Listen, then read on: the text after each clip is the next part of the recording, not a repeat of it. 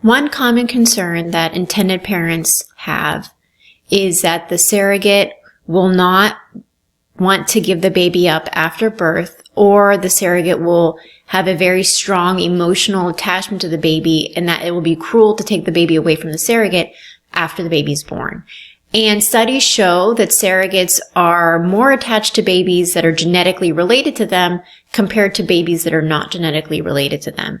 And this is precisely why gestational surrogacy is now the much more popular option in the United States compared to traditional surrogacy.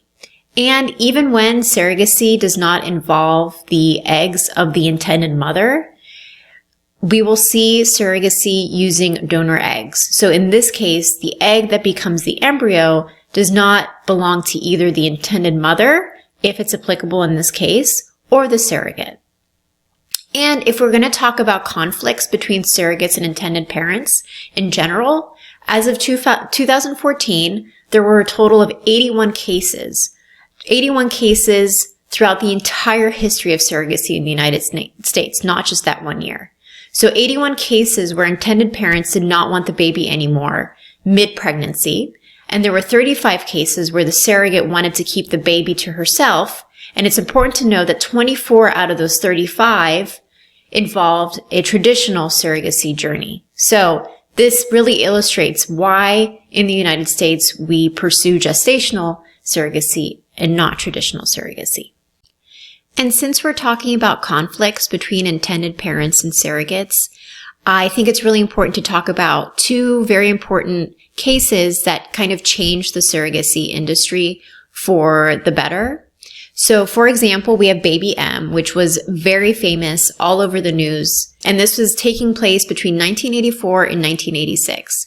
So it's important to know that Baby M was a traditional surrogacy case. Remember, it wasn't until 1985 where we even saw our first gestational carrier success. So in 1984, we have Mary Beth Whitehead, who was the surrogate and the biological mother, who decided that she wanted to take custody of Baby M after she gave birth. Now, there was a really long battle, and eventually custody was granted to the father, Bill Stern, and his wife, and Mary Beth was granted visitation rights. So it was this battle that really pushed more of these strict surrogacy laws in the United States. So this is why surrogacy, traditional surrogacy, is illegal in most states. And this is why we still have some leftover states that won't even consider gestational surrogacy.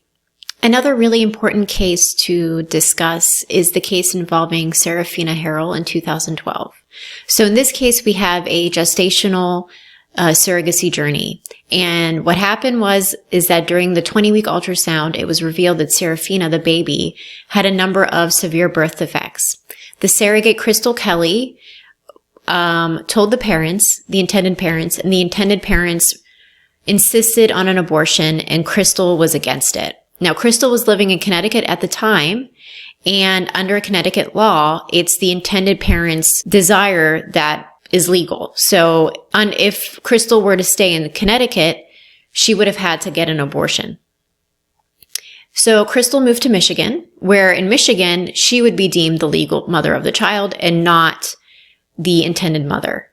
And so Crystal had the baby in Michigan, and once the baby was born, she put the child up for adoption, and Seraphina was eventually adopted by the Harrell family. So this case set a standard in the surrogacy industry for intended parents and surrogates to basically be explicit about what each party wants to do in a case where it is discovered that the baby has birth defects. It's an uncomfortable conversation, but this case illustrates why it's so important that each party is resolute in what they want in this case.